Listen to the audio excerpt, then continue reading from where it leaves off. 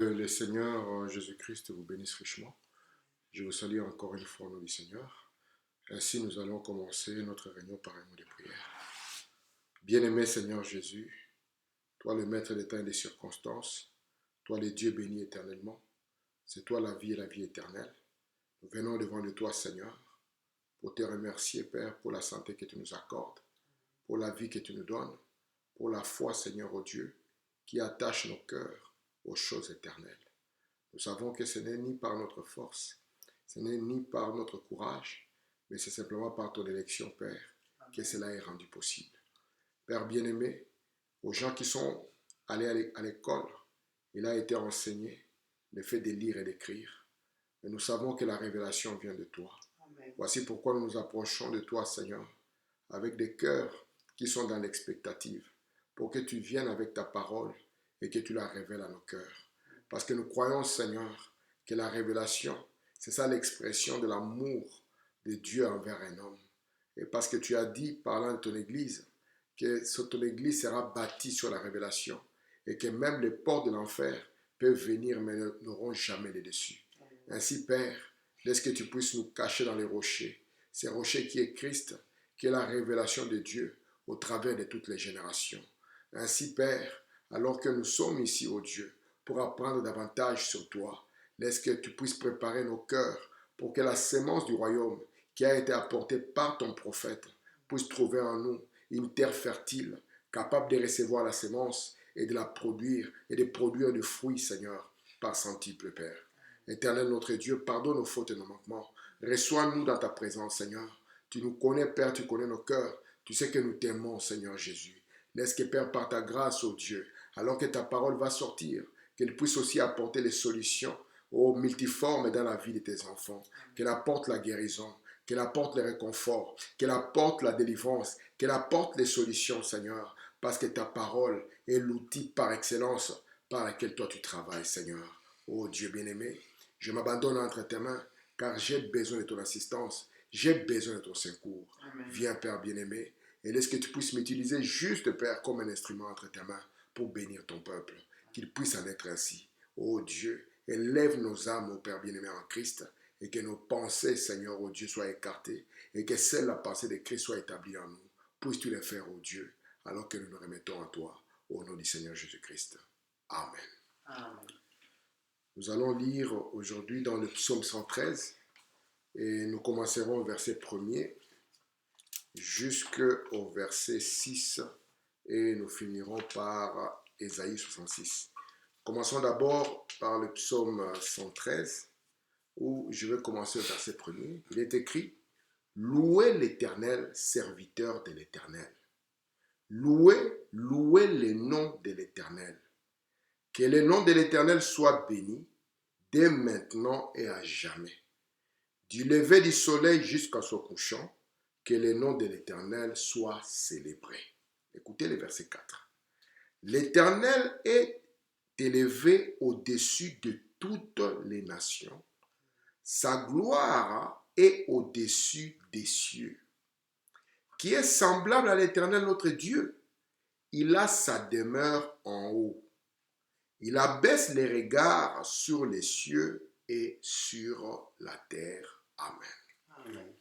Prenons encore Ésaïe 66, où nous allons lire juste le premier verset.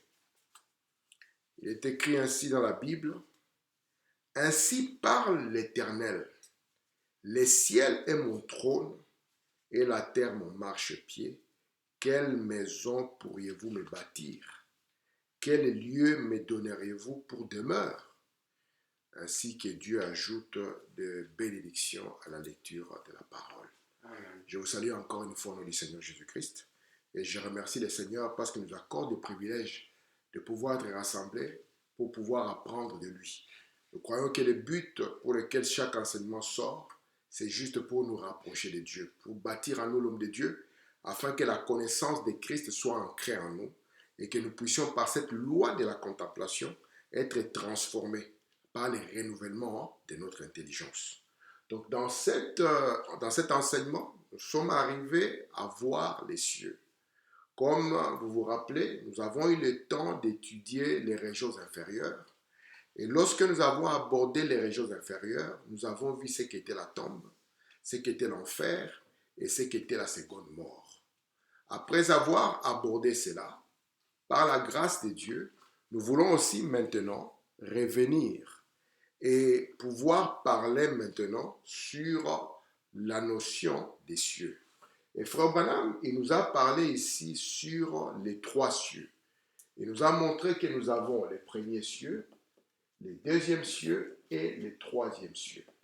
Et lorsque nous avons parlé des premiers cieux, nous avons vu que cela consistait dans les nuées ou les nuages. Et Frère Branham nous a montré que cela était en rapport avec notre terre. Il a dit que nous sommes toujours dans les sceaux terrestres. Et puis après cela, nous avons vu que l'étape suivante qui venait, les seconds cieux, il nous a dit que ce sont les systèmes solaires. Et nous avons compris par la Bible qu'au-delà de notre monde ici, il y avait des tas de planètes, et cela a été confirmé par la Bible, qu'il y avait d'autres mondes. Donc, et nous avons vu maintenant, nous avons commencé à toucher le troisième cieux, ici c'est le système solaire. Et maintenant, Frère Branham nous a dit, au-delà de ça, nous avons ce qu'on peut appeler les cieux des cieux. Et comme vous le savez, William Branham nous a montré que quand la science fait un pas, Dieu aussi avance. Et la science a fait les pas quand l'homme, premièrement, par l'avion, a pu atteindre les nuées. Lorsqu'il a atteint les nuées, l'homme a pu constater de par ses yeux que ce n'était pas les nuages qui étaient la demeure de Dieu. Ainsi, l'homme devait faire encore un pas de plus. Par la fusée, il a pu atteindre les systèmes solaires. Et arrivé au niveau des systèmes solaires, il a constaté vraiment qu'il n'y avait ni ange, ni Dieu. Parce que Frère Branham nous a montré que Dieu est censé être au-delà de cela.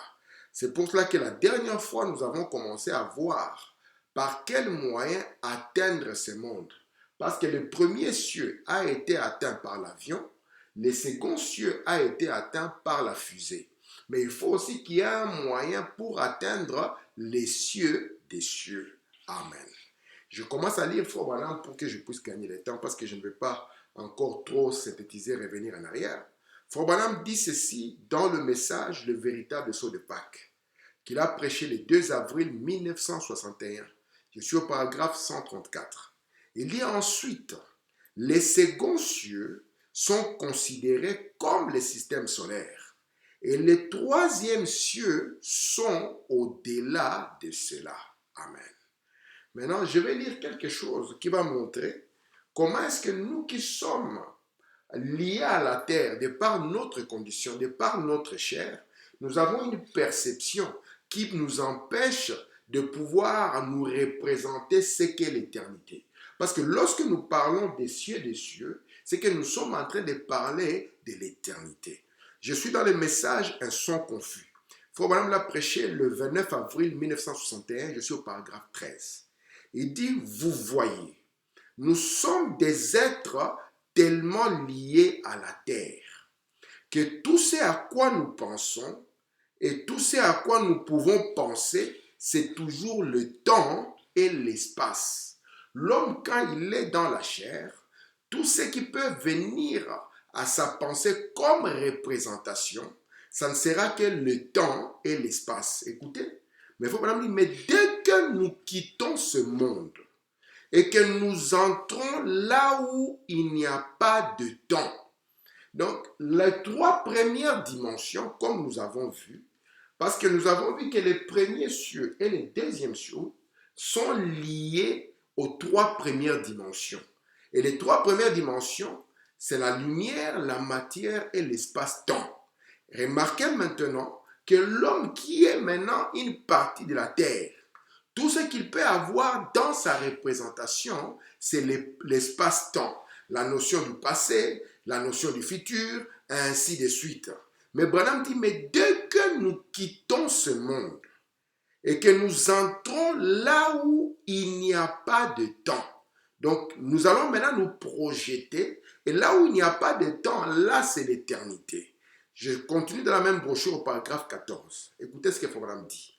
Nous pourrons penser à une vitesse de 80 km par heure. Nous pouvons penser à une vitesse de 160 km par heure. Déjà, 80 km par heure, ça commence à aller vite. 160, si vous roulez comme ça sur l'autoroute, on va vous flasher parce que c'est une vitesse excessive. Faut pas me dire, nous pouvons penser à une vitesse de 320 km par heure ou même de 16 000 km par heure. Une vitesse de 16 000 km par heure, elle va prendre un voyage entre le Congo et la Belgique. Ça sera un voyage en moins d'une heure. Donc c'est quelque chose d'inimaginable. Il faut même dire, cela ne commence même pas quand nous pensons à l'éternité. Combien rapide. Et j'ai commencé à vous dire que nous passons des dimensions lentes vers les dimensions plus rapides. Pourquoi les dimensions plus rapides? Parce que quand quelque chose, la dimension devient rapide, la notion du temps est éliminée. C'est ainsi maintenant Frère Branham, lorsqu'il essaie de nous montrer la vitesse, parce qu'il nous a montré que nous pouvons aller à une vitesse qui est au-delà de la vitesse de la lumière. C'est la vitesse de la pensée. Mais là, ici, il nous dit, même quand nous pensons à une vitesse de 16 000 km à l'heure, nous ne pensons même pas, nous ne pouvons même pas par cela nous représenter ce qu'est l'éternité. Parce que c'est tellement rapide. Et il continue. Dans Christ est révélé dans sa propre parole. Prêché le 22 août 65 au paragraphe 63. Frère Branham dit, vous découvrirez un de ces jours que lorsque vous allez au ciel, vous ne vous envolez pas quelque part ailleurs, mais qu'en plus de cela, vous êtes toujours ici, seulement dans une autre dimension plus rapide que celle-ci. Pourquoi est-ce que nous nous imaginons nous envoler? Parce que nous avons en nous la représentation de l'espace et du temps. Mais il montre ici que vous allez découvrir que vous allant au ciel, vous n'allez pas vous envoler quelque part. Vous serez toujours ici, mais dans une dimension plus rapide.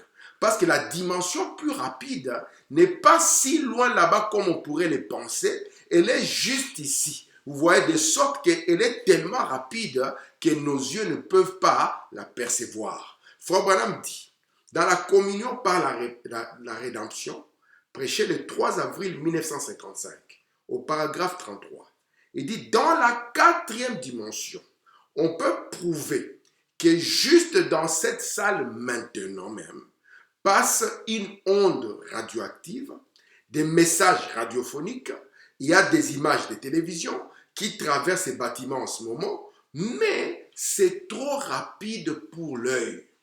C'est ainsi que nous avons vu qu'ici, nous avons la première, la deuxième et la troisième dimension. Et lorsque nous commençons à parler ici des cieux et des cieux, nous avons montré que ce sont les dimensions, la Bible les a appelées les lieux très hauts. Ce sont les dimensions supérieures. Et nous avons placé maintenant ici la sixième et la septième dimension. Tandis que nous avons placé la quatrième dimension en ces lieux, et de l'autre côté, les dimensions inférieures, nous plaçons la cinquième dimension. Et la cinquième dimension ici, Frère Branham l'a appelée la région des perdus. Tandis que de l'autre côté, la sixième et la septième dimension, déjà la sixième, c'est la région des sauvés ou des bénis. Et nous avons compris maintenant que la voie de communication, c'est la quatrième dimension.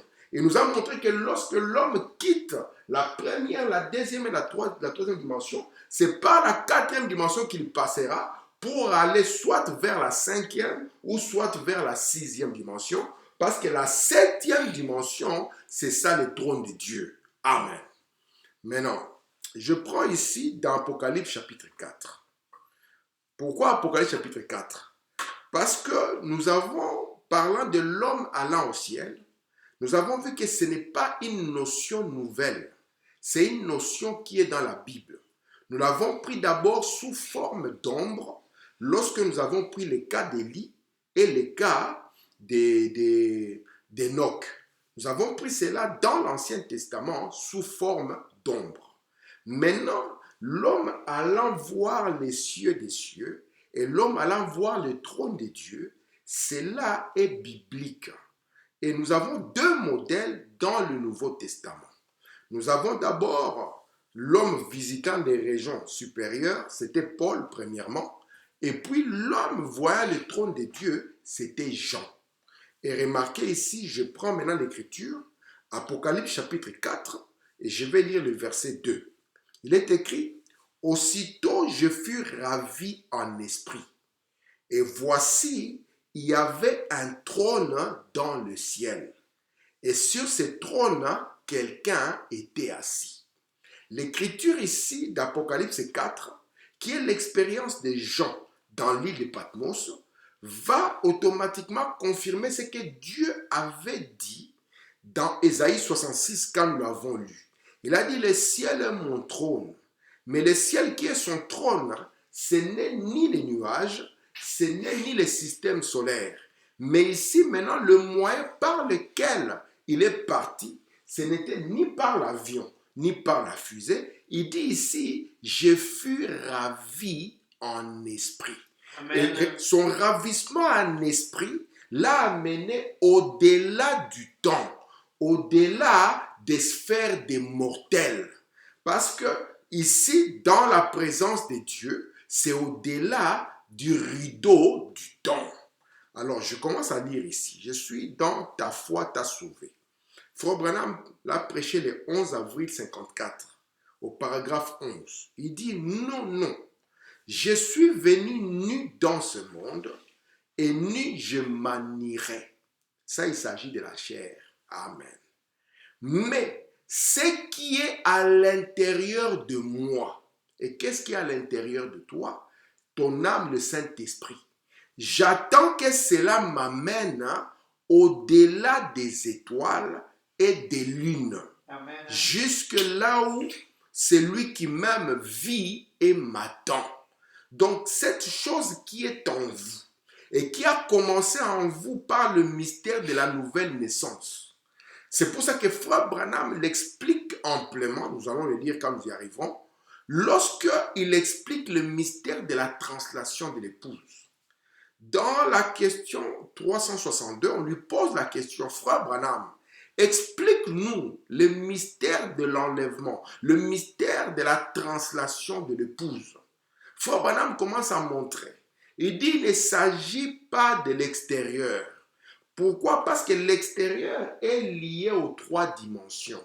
L'extérieur ne peut atteindre que le premier cieux. L'extérieur ne peut atteindre que le deuxième cieux. Mais il était écrit dans la Bible que la chair et le sang ne peuvent pas hériter le royaume.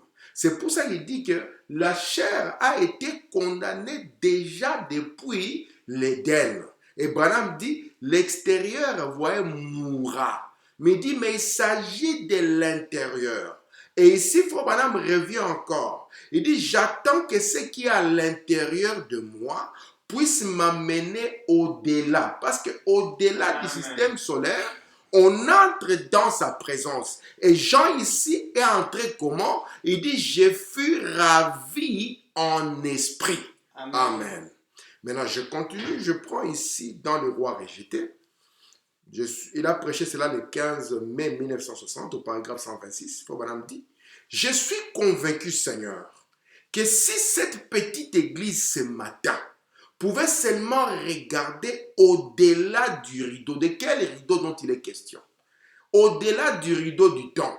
Et c'est le rideau du temps qui fait quoi? Qui aveugle l'homme de chair. Mais si simplement on peut regarder au-delà de la chair, parce que la première notion du temps que nous portons, c'est notre propre chair.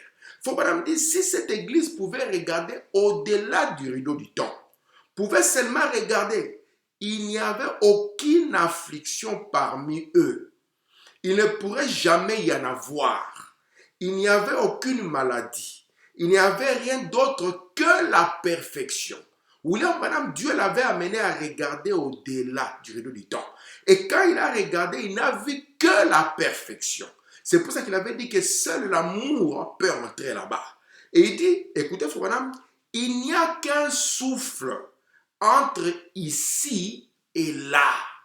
Donc, dans ce monde ici dont nous sommes en train de parler, remarquez, entre les 3 dimensions et la 5e dimension, et les 3 dimensions et les cieux des cieux, il n'y a qu'un souffle qui sépare l'être. Parce que ce souffle, c'est ce qui vous amène des régions, vous voyez, mortelles ou terrestres, aux régions des esprits.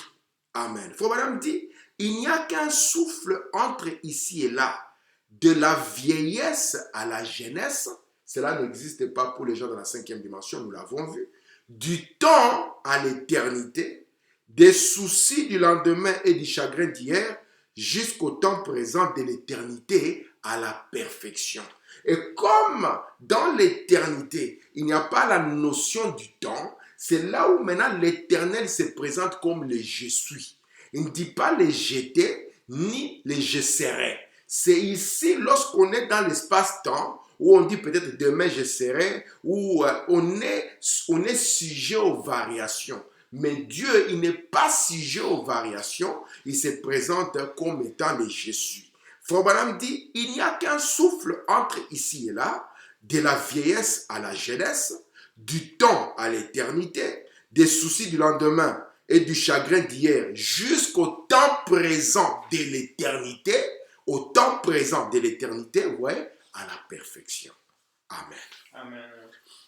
Je prends dans le message d'ensevelissement, Frère l'a prêché le 20 avril 57, je suis au paragraphe 114. Tandis que vous avez la tête inclinée, je vais vous poser une question très sincère. Souvenez-vous, les amis, pécheurs ou saints, vous ne cessez pas d'exister après votre ensevelissement. Votre âme est quelque part. Lorsque nous avons vu Dieu constituant l'homme, Dieu a donné l'homme une partie externe, une partie matérielle qu'on appelle la chair. Et l'homme avait une autre partie spirituelle. Et dans cette partie spirituelle qui était la nature, nous avons appelé cela l'âme. Et Frère Branham nous a montré que l'homme n'a pas chuté quand il était à l'image de Dieu. Mais c'est quand l'homme a été mis dans la chair qu'il a connu la chute. Et c'est à partir de là que Dieu a réglé la question de la chair. En Éden, il a dit à la chair, tu es poussière et tu retourneras à la poussière. C'était le jugement de la chair. Maintenant, restait le jugement qui devait subir l'âme. La Bible nous dit que tout homme sait qu'il doit mourir une fois, après quoi vient le jugement. Et nous avons compris que le jugement de l'âme vient quand nous arrivons au jugement du trône blanc. Et c'est ainsi que maintenant Dieu, comme il est un Dieu sage, il ne peut pas faire autrement. Il faut que d'abord, vous voyez, on puisse atteindre le jugement pour que les âmes soient jugées. Ainsi, Dieu, ce qu'il a fait, il a d'abord préparé un lieu où les âmes allaient attendre le jugement. Et c'est ainsi que nous allons avoir 2 endroits. Nous aurons le lieu de perdu, qui est la 5e dimension, et le lieu de béni, qui est la 6e dimension.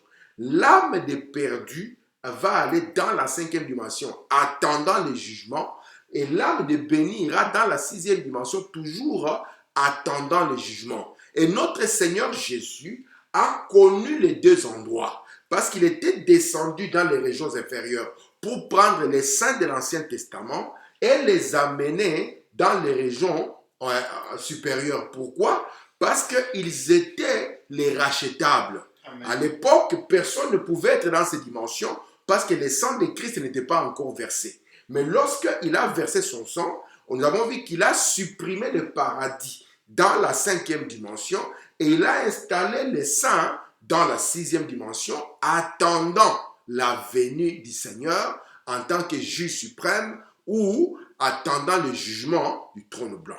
Écoutez, Frère Branham, ce qu'il va dire. Il dit, il dit ici, les amis pécheurs ou saints, vous ne cessez pas d'exister après votre ensevelissement. C'est les pécheurs ou les saints. Votre âme est quelque part. Eh bien, selon les Écritures, Jésus a visité les deux endroits. Amen. Où vous trouverez-il si vous mourrez ce soir? Oh Seigneur. Ouais. C'est ça la question. Parce que quand on dépose votre corps dans la chair, et dans la terre je voulais dire, votre âme n'est pas déposée dans la terre. Votre âme doit se retrouver quelque part. Amen. Amen. Mais ici, nous sommes encore en train de montrer, avant que la venue du juge arrive, on n'avait que deux endroits, soit la 5e dimension, soit la 6e dimension.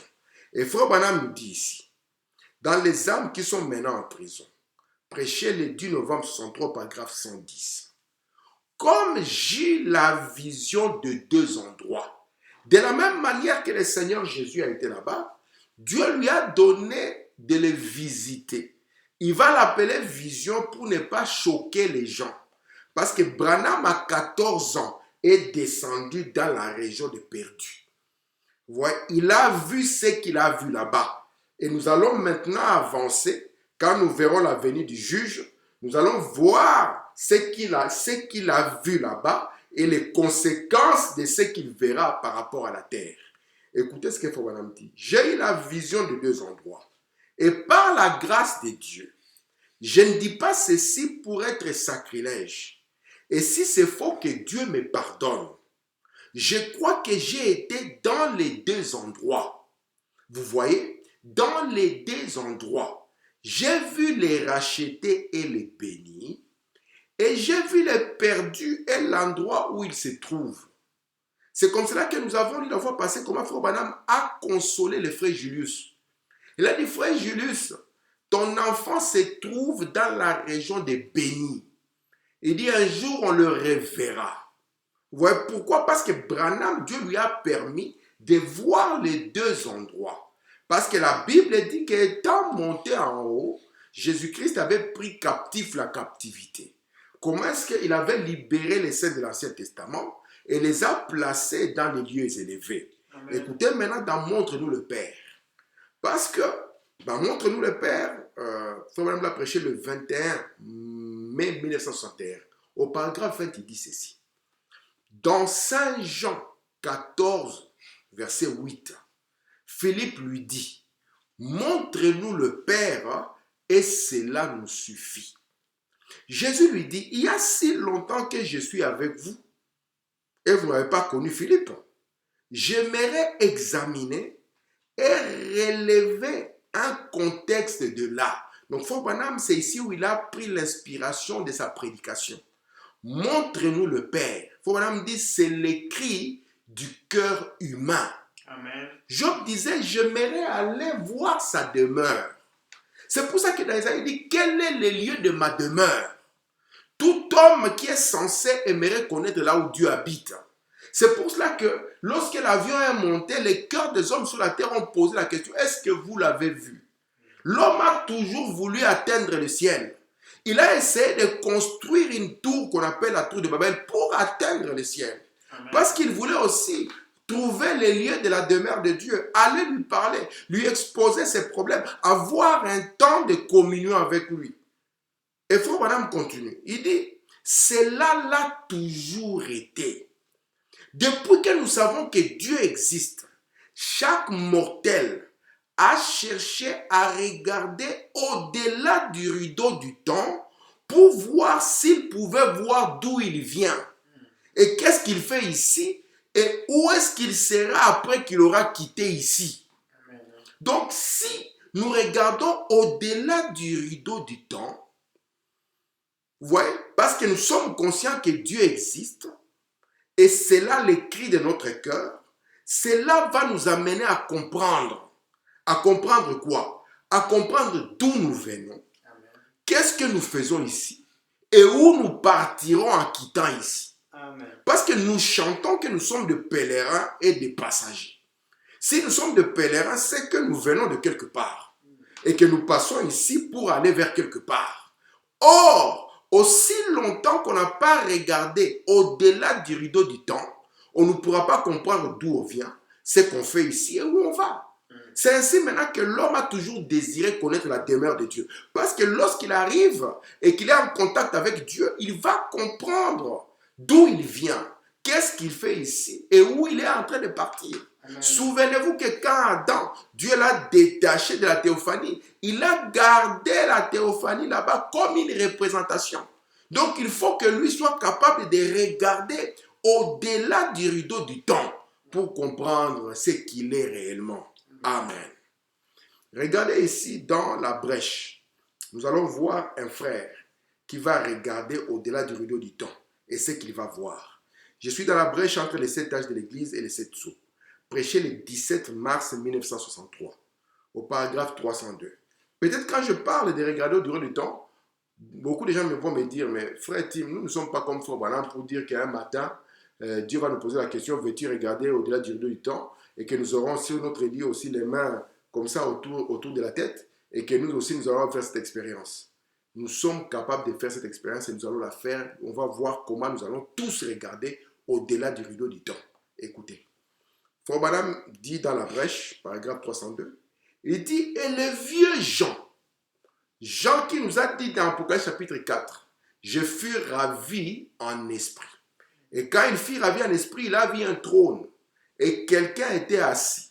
Il a vu le trône de Dieu. Écoutez maintenant. Le vieux Jean, notre frère, qui avait été là en train de pleurer, il a été ravi et puis il a pleuré, a dit, eh bien a-t-il dit, dans tous les ciels, et tout sur la terre, et tout dans la mer m'a entendu crier Amen. À celui qui vit au siècle des siècles soit les bénédictions, l'honneur, la puissance et la force. Alléluia. Pourquoi Jean a pleuré? Parce que dans Apocalypse chapitre 4, il monte.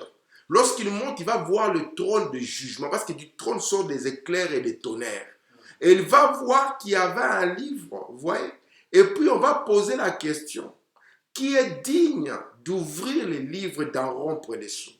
Et on va trouver qu'il n'y avait personne. Ouais, au ciel, sur la terre, dans la mer, personne. Et Jean va commencer à pleurer. Et lorsqu'il va pleurer, quelqu'un va le consoler. L'un des anciens dira, ne pleure pas Jean. Parce que lorsqu'on va faire l'appel au parent rédempteur, c'est là où on va entendre Jean crier Amen. Amen. À celui qui vit au siècle des siècles, soit les bénédictions, l'honneur, la puissance et la force. Amen. Écoutez, frère Branham, maintenant. Vous parlez d'un moment d'allégresse. Il y a quelque chose qui a poussé Jean à crier Amen. Il dit, quand ces sceaux ont été brisés, quand les sceaux ont été brisés, Jean a dû regarder et voir au-delà du rideau du temps et dire, voilà Jean. Donc quand les sceaux étaient brisés, Jean par le brisement ou l'ouverture des sceaux, Jean a vu Jean.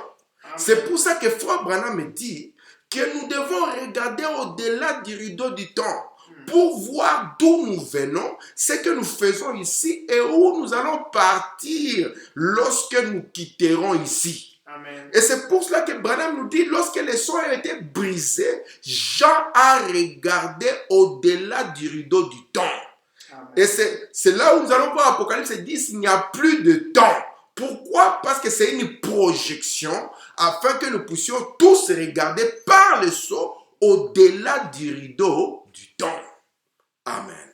Amen. Frère Branham continue, toujours dans la brèche, 252. Maintenant, avec l'agneau qui tient les livres dans sa main, nous sommes prêts à lui demander de nous accorder. Écoutez attentivement. Nous sommes prêts de lui demander de nous accorder sa grâce et sa miséricorde, de nous ouvrir ces livres scellés des 7 sceaux. Donc ces livres scellés des 7 sceaux, lorsqu'il ouvre, il a une conséquence. Écoutez, de nous ouvrir ces livres scellés des 7 sceaux et de nous permettre de regarder au-delà du rideau de temps, juste un tout petit peu. Donc quand les sceaux s'ouvrent, cela nous permet de regarder au-delà du rideau du temps. Parce que c'est là où nous trouvons notre nom. C'est là où nous entendons l'appel de notre nom. C'est là où nous voyons notre position.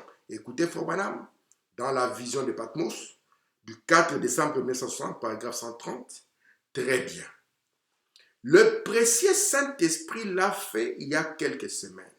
Il parle maintenant de son expérience lorsque Dieu lui a posé la question, veux-tu voir au-delà du rideau du temps? Il était un peu fatigué. Il a dit, Seigneur, cela m'aidera. Amen. Il dit, maintenant, en d'autres termes, maintenant écoutez, Frère Branham, il m'a laissé voir. Écoutez attentivement ce que je vais dire, c'est très capital. Frère Branham dit, en d'autres termes, j'avais peur de la mort. Parce que Branham nous a montré que lorsque nous parlons de cette troisième partie ici, la troisième partie, Frère Branham nous a dit, c'est juste un souffle qui nous sépare entre ces lieux et là où nous sommes. Maintenant, il avait compris que pour pouvoir y entrer, il faut que l'extérieur tombe.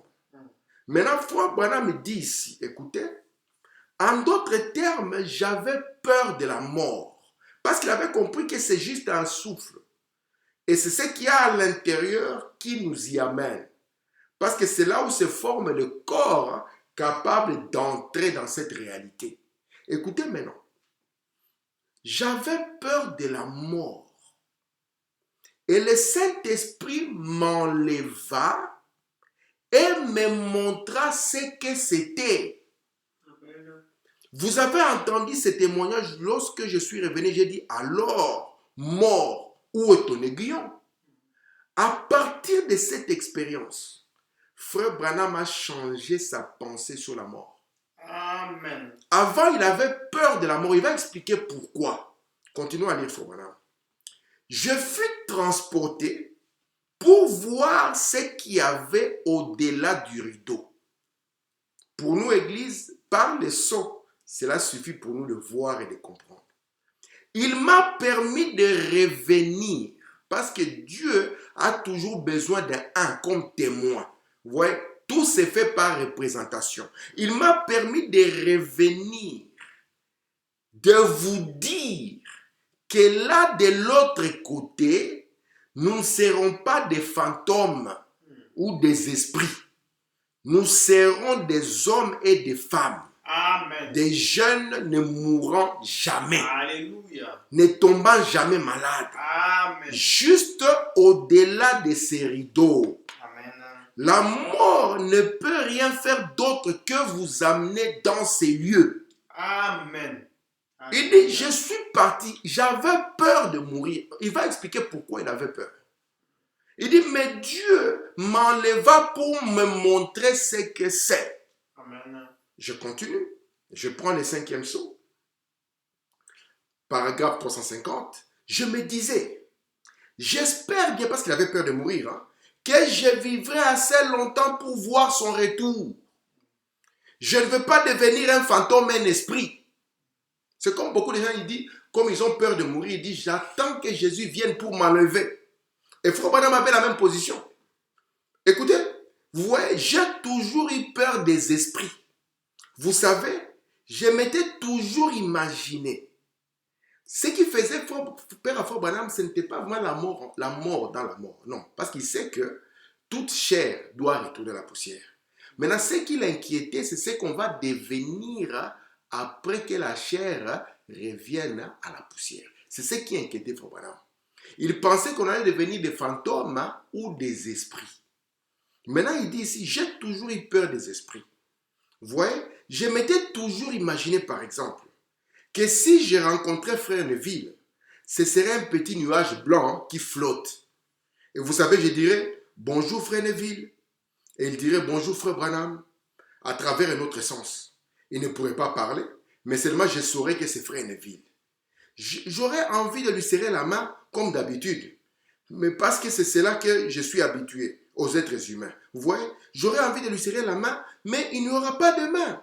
Elle sera au fond de la tombe, toute décomposée. Écoutez, Frère Branham, je me disais, oh là là, j'espère que je n'aurai pas besoin de passer par là. Maintenant, je vais vous dire la vérité. J'avais peur de mourir. Ce n'est pas que j'ai peur d'être perdu, non. Mais je ne voulais pas devenir un esprit. Je voulais rester un homme. Je voulais attendre l'enlèvement, vous voyez? Je voulais simplement rester comme ça. Je n'avais pas du tout envie d'être un esprit qui se promène. J'avais étendu là, j'étais étendu là en train de penser à ça. C'est la raison pour laquelle, quand cette expérience est arrivée à Frère Branham, il a dit, je ne serai plus jamais le même. Amen. Amen. Maintenant, le paragraphe 353. Et tout à coup, il s'est produit quelque chose. Eh bien, vous savez, vous êtes tous au courant des visions. Et si ceci, c'était une vision, je n'ai jamais eu une de semblable. Amen. Mais Branham savait que il est en face des gens qui les regardent avec des yeux bizarres. Et il devait utiliser des mots pour essayer d'être le plus humble possible. C'est la raison pour laquelle il va essayer même de ne pas comparer son expérience à l'expérience de Paul. Lorsque Paul parlera de partir au 3e ciel, Frère Branham va vouloir rendre cela plus léger. On verra cela. De ne pas, parce qu'il dit, je ne veux pas être comme Paul pour que les gens ne me prennent pas comme cela. Et ici, il dit, vous savez que je vois des visions. Mais je vais vous dire que cette expérience que j'ai eue, ce n'était pas vraiment une vision. Il dit, je l'appelle vision pour ne pas choper les gens. Il dit, je n'ai jamais eu une de semblable. Vous voyez? J'ai eu des visions depuis que j'étais tout petit, un tout petit garçon. Tout à coup, il s'est produit quelque chose.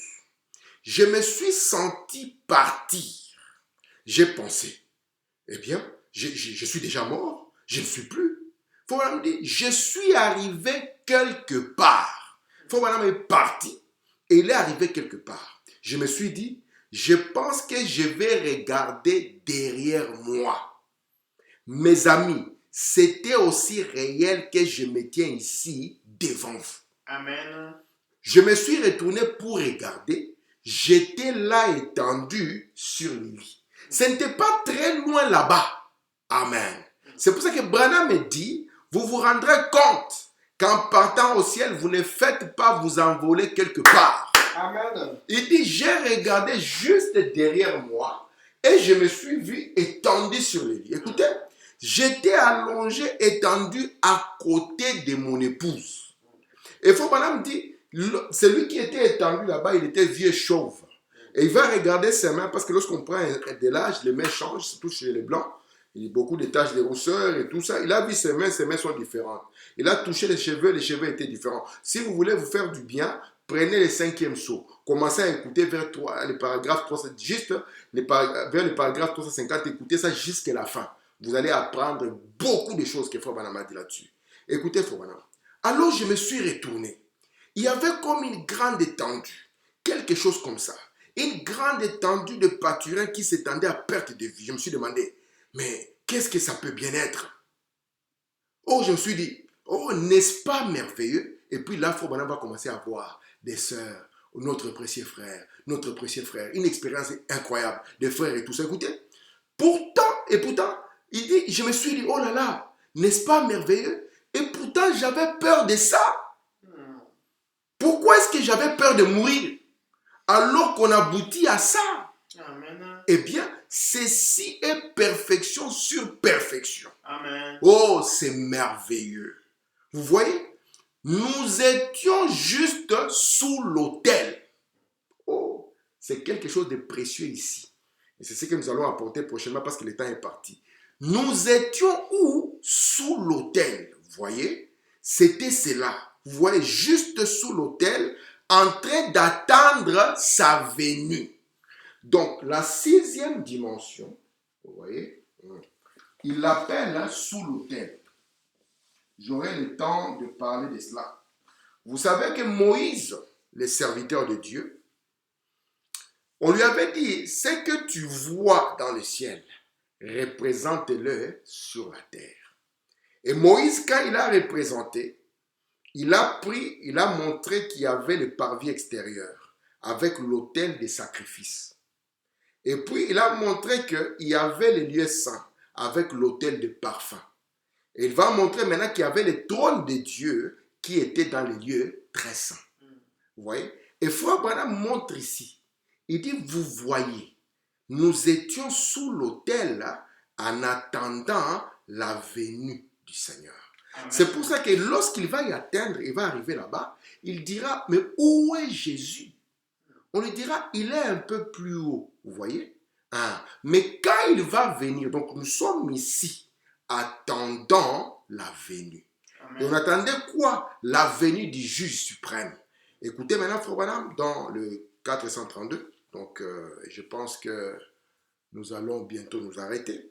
Si Jean a regardé là-bas, et qu'il y avait là ses frères à lui, vous voyez, ses frères qui devaient être encore un peu patients. De même, voyez-vous, le Seigneur Dieu m'a permis de voir mes frères et les saints qui attendaient la venue du Seigneur. Remarquez, ils n'étaient pas sous l'autel de sacrifice. Donc, je vous ai dit que nous avons des autels, nous allons le voir, j'ai introduit juste cette notion et je vais m'arrêter là. Remarquez, lorsque nous parlons du tabernacle, nous parlons du tabernacle comme étant une maison à 3 pièces. Avec le parvis extérieur, ça c'est le parvis extérieur, nous avons les lieux saints et nous avons les lieux très saints. Amen. Et le parvis extérieur, c'est là où il y avait l'autel de sacrifice. Amen. Et l'autel de sacrifice, c'était là où on avait la preuve que l'agneau avait été tué. Vous voyez? Et puis, on avait un autel qui était entre les lieux saints et les lieux très saints, qui est l'autel de parfum. Et l'autel de parfum ne pouvait y entrer, donc dans la partie des lieux très saints, que les sacrificateurs, fils d'Aaron. Amen. Le père de Jean-Baptiste, c'est là où il était, offrant le parfum, qui est le symbole de prière des saints. Les offrandes, c'est là où l'ange Gabriel lui a apparu. Tandis que le peuple devait prier et leur travail était. Et maintenant ici, dans les lieux très saints, qui étaient le trône de Dieu, les lieux de sa demeure, c'est là où la colonne de feu maintenant venait pour pouvoir se positionner. Et Branham montre maintenant, parce que quand le 5e sceau va s'ouvrir, cela va montrer les martyrs juifs. Les martyrs juifs, ils sont sous l'autel des sacrifices. Tandis que Frère Branham dit, les miens ne sont pas sous l'autel des sacrifices. Amen. Ils avaient déjà reçu Jésus-Christ comme étant le sacrifice de Dieu. Amen. Tandis que les Juifs ne l'avaient pas encore reçu. Frère Branham dit ici, si Jean a regardé là-bas, il avait là ses frères à lui, les Juifs, vous voyez, ses frères qui devaient être encore un peu patients. De même, voyez-vous, le Seigneur Dieu m'a permis de voir mes frères, les saints qui attendent la venue du Seigneur. Remarquez, ils n'étaient pas sous l'autel des sacrifices. Les miens n'étaient pas là, mais c'est là qu'ils étaient. C'était des martyrs. Ça, c'était les autres, les Juifs. Voyez, les miens n'étaient pas sous l'autel des martyrs. J'ai lu ma dernière citation, toujours dans le 5e sceau, et je m'arrêterai là. Comme ça, nous continuerons. Faut en dire. Regardez, ce que le Seigneur m'a montré, l'épouse, elle n'était pas sous l'autel des martyrs, pas du tout sous l'autel du sacrifice des martyrs.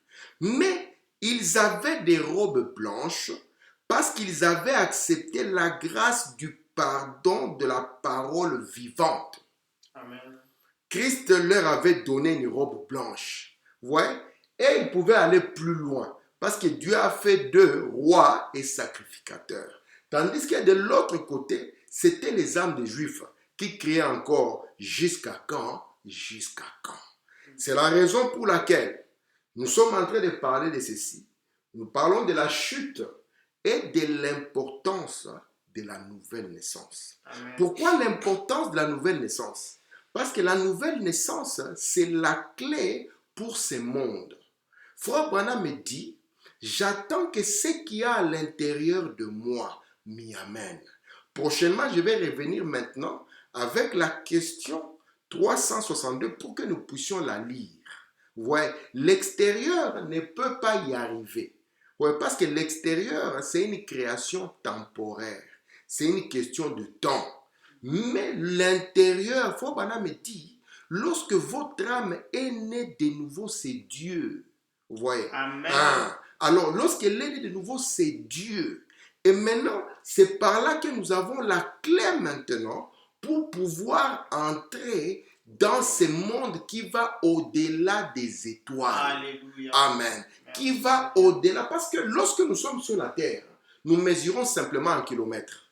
On va dire, je quitte le Congo, je vais en Belgique, c'est 10 000 km. Pour nous, ça nous semble grand. Lorsque nous arrivons au système solaire, les kilomètres, ça devient vraiment de la blague. Là, maintenant, nous mesurons en années-lumière. Nous avons eu le temps de définir tout ça. Nous définissons, nous mesurons la distance en années-lumière. Mais Branham dit, faites attention. Étant dans la chair, vous allez juste vous représenter le temps et l'espace. Et même si on vous donne des vitesses, là, ça ne dit encore rien du tout. Maintenant, les lieux qu'on pensait qu'il doit être encore très, très, très loin là-bas, il dit, il est juste ici. Amen. Mais dans une dimension plus rapide. Alléluia. C'est la raison, maintenant, Frère Branham, il dit, c'est ça, dans Question-réponse de 1954, il dit, si chaque fibre de votre corps est remplie du Saint-Esprit, oh, Amen. merci Seigneur.